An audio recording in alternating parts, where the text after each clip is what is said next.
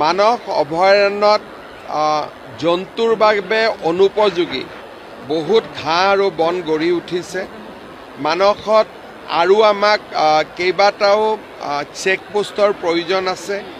ইয়াত বন বিভাগক শক্তিশালী কৰাৰ প্ৰয়োজনীয়তা আছে। তৃতীয় আৰু চতুৰ্থ বৰ্গত খালী হৈ থকা পথসমূহ পূৰণৰ প্ৰয়োজনীয়তা আছে। কালি আমি এই গোটেই কথাবিলাক আলোচনা কৰিছোঁ। অনাগত দিনত মানস অভয়াৰণ্যখনক আমি পৰ্যটনৰ আকৰ্ষণৰ কেন্দ্ৰবিন্দু কৰি গঢ়ি তুলিবলৈ বিভিন্ন ব্যৱস্থা হাতত ল'ম আৰু আশা কৰোঁ যে মানসত কেইদিনমান আগতে ঘটি যোৱা যি